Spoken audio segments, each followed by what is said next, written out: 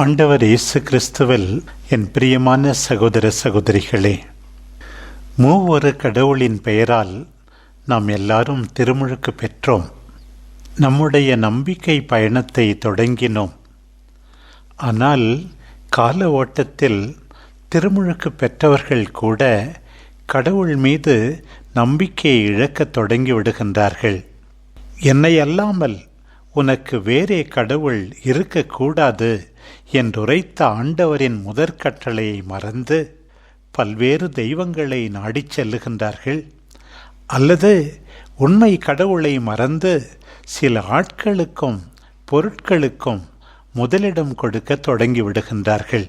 ஏராளமான மக்கள் ஆற்றில் ஒரு கால் சேற்றில் ஒரு கால் என்று ஒரு பக்கம் ஆண்டவரையும் வழிபடுவது, இன்னொரு பக்கம் மற்றவர்களின் பழக்கத்தினால் ஈர்க்கப்பட்டு இந்த ஒரே கடவுளுக்கு எதிரான செயல்களிலும் ஈடுபடுகின்றார்கள்.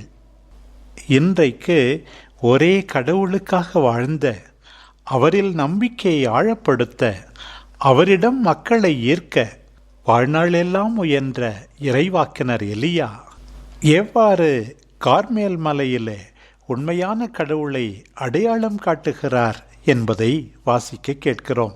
இறைவனை மறந்த மக்களுக்கு தண்டனையாக பஞ்சத்தை அறிவித்தார். கடவுள் அவரை கெரித்தோடை அருகில் ஒளிந்து கொள்ளச் சொன்னார். பிறகு சீதோனிய நாட்டில் சாரிபாத்தில் 3 ஆண்டுகள் இருக்கச் செய்தார்.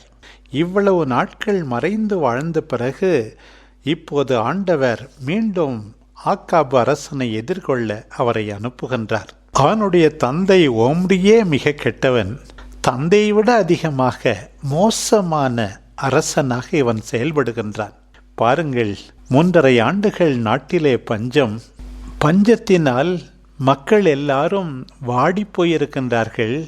இந்த நேரத்தில் அந்த மக்களுக்கு எப்படி துணையாக இருக்கலாம் என்று நினைக்காமல் தன்னுடைய குதிரைகளையும் கழுதைகளையும் காப்பாற்றுவதற்காக புல் தேட தன்னுடைய கண்காணிப்பாளரை ஒரு பக்கமும் தான் ஒரு பக்கமுமாக அவன் நீரோடைகளை தேடிச் செல்வதை பார்க்கின்றோம். எலியாவை எதிர்கொண்ட அவன், கலகமூட்டுகிறவன் நீதானே என்று அவரை பார்த்து கேட்கிறான். எலியாவின் பதில், ஆண்டவரின் கட்டளைகளை மறந்துவிட்டு பாகால் பின்னே ஓடுகின்ற நீயும் உன் வீட்டாரும் தான் கலகமூட்டுகிறவர்கள் என்று பதிலிருக்கின்றார். இஸ்ராயேல் மக்களை கார்மேல் மலையில் ஒன்று திரட்டு, உன் அரண்மனையில் உண்டு மகிழ்கின்ற பாகாலின் பொய்வாக்கினர்களையும் அசேராவின் பொய்வாக்கினர்களையும் அங்கே ஒன்று கூட்டும்படியாக கேட்கிறார். அரசனும் அதற்கு சம்மதிக்கின்றான். கார்மேல் மலையிலே ஒன்று திரண்ட மக்களுக்கு எலியா விடுக்கின்ற கேள்வி இன்றைக்கு நமக்கும் விடுக்கப்படுகின்றது.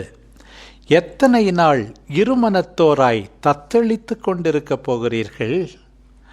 ஆண்டவர்தான் கடவுள் என்றால் அவரை பின்பற்றுங்கள், பாகால்தான் கடவுள் என்றால் அவன் பின்னே செல்லுங்கள் என்று உரைக்கின்றார். யோசுவா 24ஆம் அதிகாரத்தில் வாசிக்கின்றோம், பிற தெய்வங்களை நீங்கள் வணங்கப் போகிறீர்களா அல்லது உண்மையான ஆண்டவரை தொழப் போகிறீர்களா என்று கேட்டு, நானும் என் வீட்டாரும் நம் ஆண்டவரையே தொழுவோம் என்று யோசுவா பதில் கொடுத்தார். அப்போது 3 முறை மக்கள் எல்லாரும் நாங்களும் நம் ஆண்டவரையே தொழுவோம், அவர் கட்டளைகளை பின்பற்றுவோம் என்று வாக்களித்தார்கள்.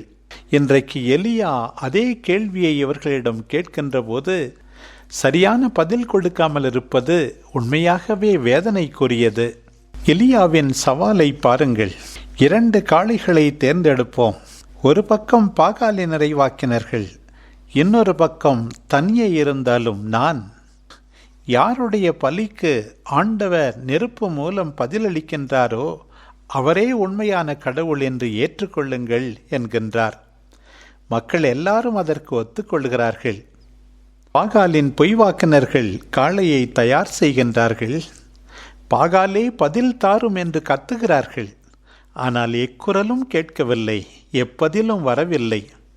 பிறகு பலிபீடத்தை சுற்றி ஆடுகின்றார்கள். எலியா அவர்களை கேலி செய்கின்றார். உரத்த குரல் எழுப்புங்கள், ஒருவேளை உங்கள் கடவுள் ஆழ்ந்த சிந்தனையில் இருப்பார், ஒதுக்குப்புறம் போயிருப்பார், பயணத்தில் இருக்கலாம், அல்லது தூங்கிக் கொண்டிருப்பார். உரத்த குரல் எழுப்பினார்கள். இரத்தம் கொட்ட தங்களையே கீறி கிழித்து கொண்டார்கள். பாவம், எந்த பதிலும் கிடைக்கவில்லை. காலை முதல் மாலை வரை அவர்கள் செய்த அத்தனையும் வீணாய் போனது.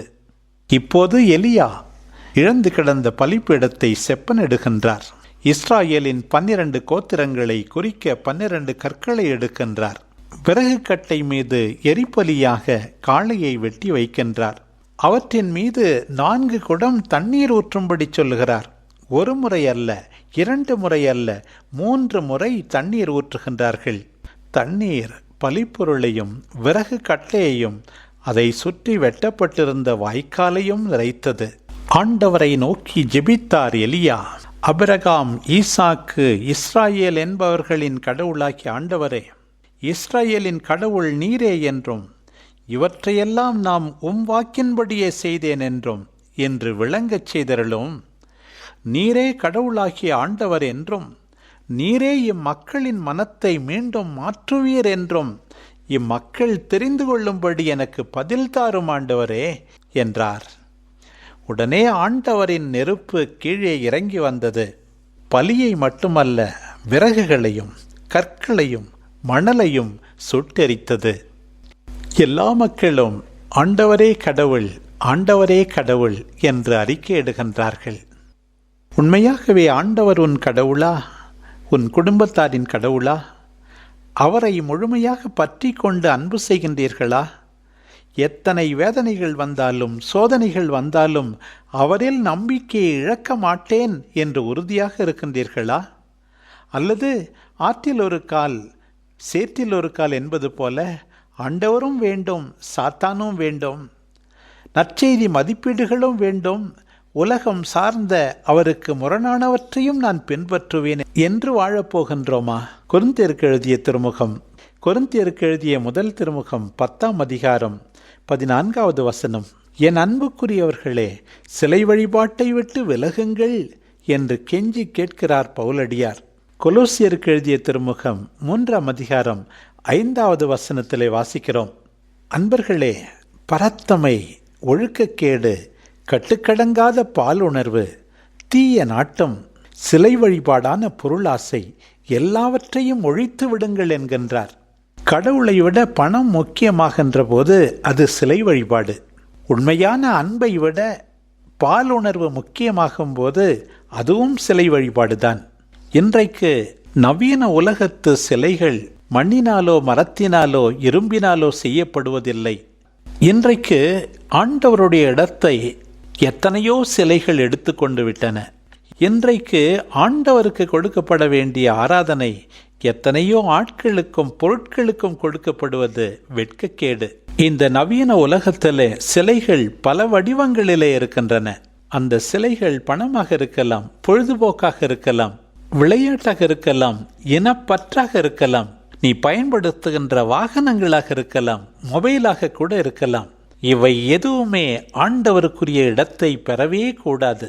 நம்மை படைத்தவர், பராமரிக்கிறவர், நம்மை மீட்டவர், தொடர்ந்து வழிநடத்துபவர், எல்லாம் வல்லவர், நல்லவர், அவருக்குரிய இடத்தை இவை எவற்றுக்குமே கொடுக்காமல் இவற்றுக்கு அடிமையாகாமல் நாம் இருந்தால்தான் உண்மையாகவே நாம் நம்பிக்கையாளர்கள், ஆண்டவருடைய சீடர்கள் என்பதை நினைவில் கொள்வோம். அன்றைக்கு ஆகாபு பணத்தை, படைபலத்தை, சுகபோகத்தை கடவுளாக கொண்டிருந்தான். பாகாலின், அசேராவின் பொய்வாக்கினர்கள் கடவுள் பெயரால் தங்களையே வளர்த்து கொண்டார்கள். ஆனால் எலியா துன்புற நேர்ந்தாலும் ஆண்டவருக்கு கீழ்ப்படிந்தார். ஆண்டவரின் வாக்கை அறிவித்தார். தனியே இருந்தாலும் ஆண்டவர் மீது நம்பிக்கையை அறிக்கையிட்டார். மக்கள் கூட்டமோ ஆண்டவரை நிலையாக பற்றி கொண்டிராமல் பாகால் பெண்ணையும் சென்றார்கள். இன்றைக்கு நம் எல்லாருக்கும் அழைப்பு. அற்புதத்தை கண்ட மக்கள் ஆண்டவரே கடவுள், ஆண்டவரே கடவுள், ஆண்டவரே கடவுள் என்று ஏற்றுக்கொண்டார்களே, அதே போல ஏற்றுக்கொண்டு அவருக்கு பணிந்து வாழ்வோம். நிறை வாழ்வை, நிம்மதியை அளிக்க வல்ல அவர் நம்மை கைவிட மாட்டார் என்று நம்புவோம். ஆமென்.